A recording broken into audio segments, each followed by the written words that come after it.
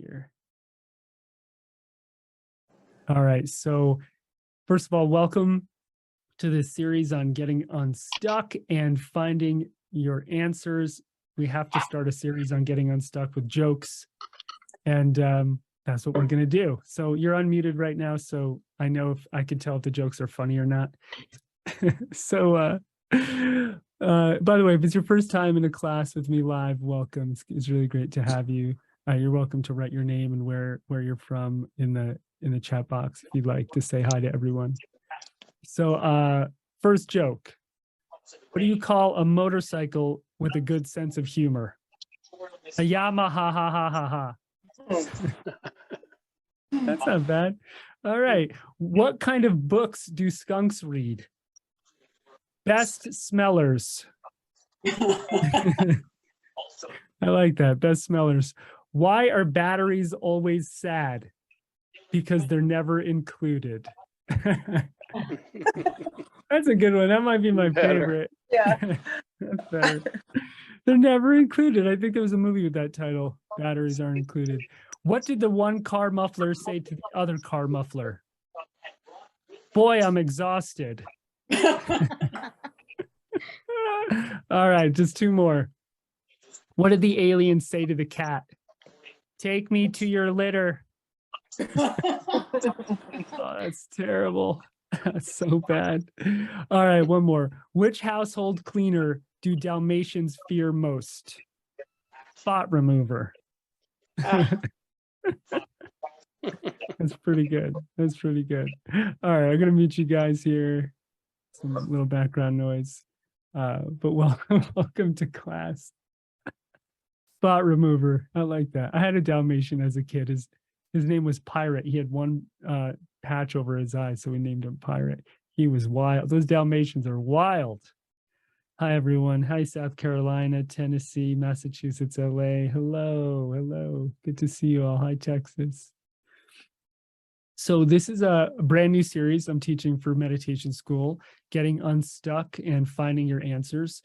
We're going to do a 4-part series on this one. And we need a 4-part series because we get really stuck sometimes. And there's a word that rhymes with stuck, and it's yuck. Getting unstuck is yucky. It doesn't feel good, does it? Sometimes we're stuck for an hour, a day, a week, a year, a decade, or more. So there are different levels and layers to stuckness, and you might work on some small ones. Maybe you'll get to some really big ones. Perhaps you've been stuck on an idea or a belief for a long time. Maybe you've been stuck on a looping sequence of thoughts, or you've been stuck on an emotion that comes around again and again. Perhaps you've been stuck on a life situation or in a life situation, something in your relationship space, career, in your spirituality, in your creativity. So we're going to explore stuckness from a few different angles and see if we can pry you off of it. Maybe there's some sticky glue in between you and something here, and it's time to maybe Velcro you off. So I want to go over in this first class some of the causes of stuckness, some of the symptoms of stuckness, and then how we're actually going to shift the energy and get out of it. And if you haven't been to one of my classes before, usually what I do is I'll chat for 10, 15 minutes in the beginning. We'll go over the topic, give you all some time to settle in and warm up. And then after that, we'll do about a 20-minute meditation. It could be 2 hours, 20 minutes, 2 hours, somewhere in there. Just kidding. And then I'll leave a few minutes at the end for any comments or any questions. Yes, the rest of the series will be it for meditation school, for meditation school members. But I always tell everyone, if you can't afford meditation school, just let me know, and I'll give you a scholarship. So if you're like, David, I can't afford it, I'm stuck, you should be in the class. I think we could agree on that. So just send me a note. So I remember I had when I was living in Hawaii, I was running a meditation school, a school for intuitive development there. And a woman came in one day and I did a one-on-one session with her. This was over 10 years ago at this point. And I remember asking her, are you single? And she was like, yeah. And I was like, do you feel stuck about it? And she was like, yeah. And I said to her, it's been a long time, hasn't it? And she was like, yeah. All her answers, yeah. And I said, well, how long have you been working on this single thing? Because she wanted a relationship. And she said, 30 years. I was like, wow, 30 years. All right. And you could feel the energy. It was palpable. And something painful had happened to her 30 years ago, and she had never quite gotten over it. And here she was going, all right, I've been stuck way too long, and I would like to start to get through this energy. So sometimes stuckness is caused by pain or trauma. If something really intense happens to us, it could kind of seep deeply into our system, and then we start to see the world through one experience. So for her, maybe she looked at the world and thought, well, every man will eventually hurt you, or maybe she looked at the world and said, I'll always be alone. I don't know what those. I can't remember what her deep-seated beliefs were, but from one or maybe a handful of really painful experiences, we can get stuck on a topic. We could become really pessimistic and negative, and start to blame the whole world or a certain part of the world. So, without a doubt, in this course, we'll be looking at and saying hello to some levels of pain, perhaps that cause some stuckness in us. Another cause of stuckness might be other people's ideas. So, I think I want to do this with my life, but everyone in the world is telling me I should do that. And then that friction is causing me stuckness, and it might be causing me some confusion. So other people's ideas, other people's beliefs, maybe somebody has a real deep spiritual nature to them, but they've been brought up in a very religious background, very dogmatic background, or maybe very secular background, very intellectual, and they have another side to them, or vice versa. It could be anything. And so they've been kind of stuck in somebody else's dogma or somebody else's paradigm, and is starting to create some pain and some friction. We can easily get stuck that way. So people's ideas, their beliefs, their expectations. I was working with a guy who was turning 40, and he wanted to just be a meditation teacher as his career. And he had another career, but he really just wanted to teach meditation. And I remember him saying to me, my mom is going to be really unhappy if I take this path. And even at that age, the pressure of his mother it was intense. And so those expectations were pressing on him and making him feel stuck, because that was his real path. And he was holding back because of that pressure. So other people's ideas, beliefs, expectations can all get us stuck. And then sometimes even just other people's pain. It might not even be our pain. Perhaps we're really sensitive to other people's pain, and we just kind of absorb the world's pain, or we absorb the world's limitations, other people's limitations. Um, I've had students who, I had a student once who told me she got into Harvard, and her mother told her she couldn't go. She wasn't smart enough to go. And so she believed that, and then didn't go. So we can absorb other people's limitations that will then make us feel very stuck. Oh, so much blame to go around. So those are some of the causes of stuckness. And then there's symptoms of stuckness. So when you're meditating, you might go, well, am I stuck? I'm not sure. So a few of the symptoms, and this is like, one of those like drug commercials, may cause, if you take this medicine, it may cause bloating, diarrhea, rashes. So some of the symptoms of stuckness are, one of them might be frustration. You start feeling really frustrated with things. Another might be confusion. You keep looking for an answer on a topic in your life, and you just spin out about it. You get confused. Another symptom might be overthinking, which many of us experience. Another one might be feeling like we're a victim. So, this just keeps happening to me. Life isn't fair. And then we start blaming other people. When you loop in that victim blamehood energy, you might be stuck. Another is self-judgment. If we're just sitting there judging ourselves, criticizing ourselves, then we might be stuck as well. Another one of my favorites is seriousness. When we start taking things like excessively serious, kind of so serious where there's a heaviness to it. That one, I have some good anecdotes for. Here, I have one more joke, actually. That's a good moment to share it. Why did the dog say meow? Why did the dog say meow? He was trying to learn a second language. Terrible. Maybe it'll melt some seriousness.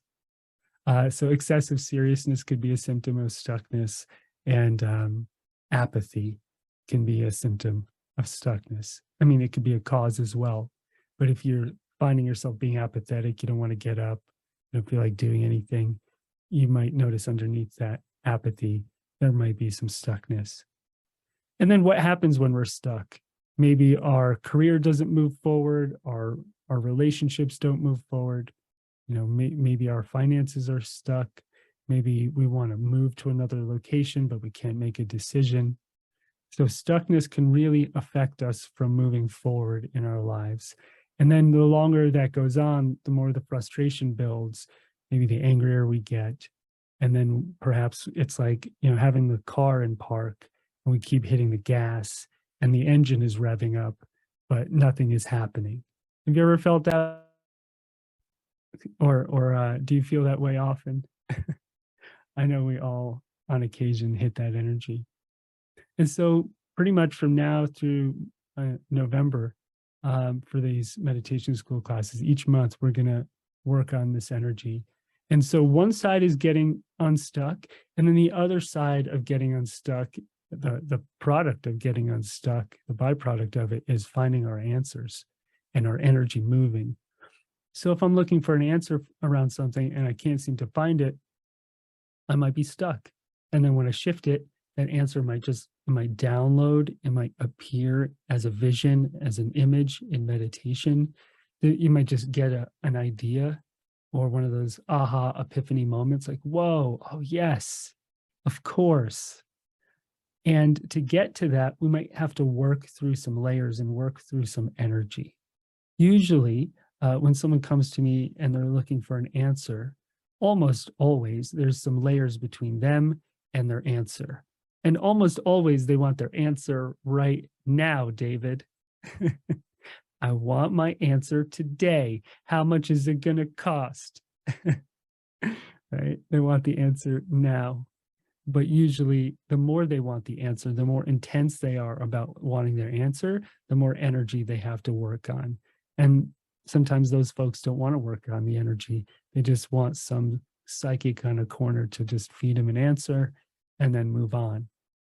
But, when the great thing about finding our own answers is that when we really do the inner work and we receive them, we feel like we've earned them, like we've grown so much that they finally, like the flower has opened and the answer is blossoming out.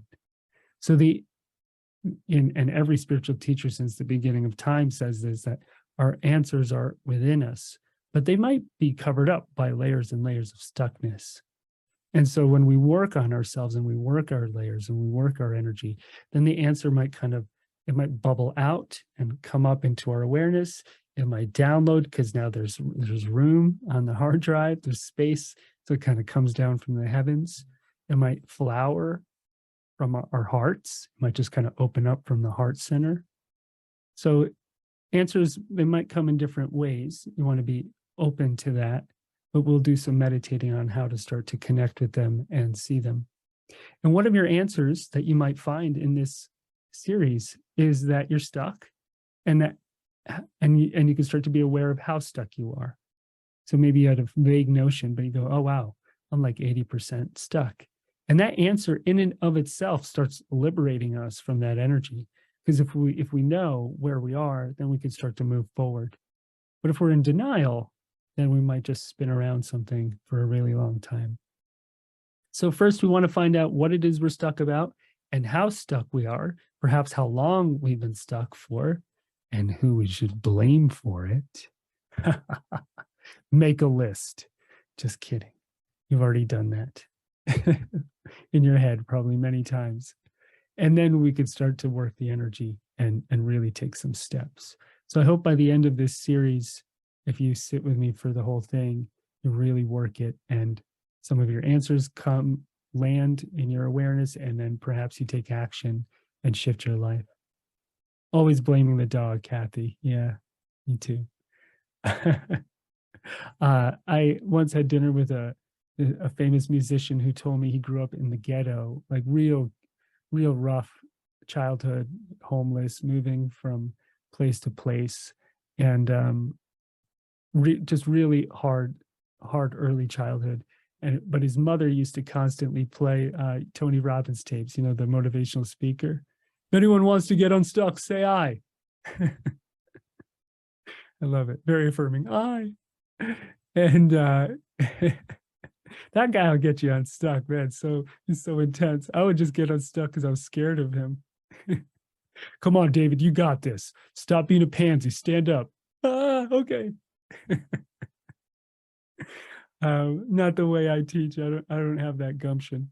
But he told me that his mother used to play these Tony Robbins tapes, you know, hours and hours every day throughout his childhood. And he went to go turn it off one time, and she smacked him. And she's like, when you pay the rent, you can listen to whatever you want. And it was, you know, those actual tapes. And motivational bullying. Yeah, I like that. Thanks, Emily. Should I do that with you guys? Just go around the room, bully each of you until you're unstuck. And that would be a different kind of class. And so he said something about the possibility of having a different life, like just slowly over time seeped into his brain and reprogrammed him that a different life was possible other than the one that he was living.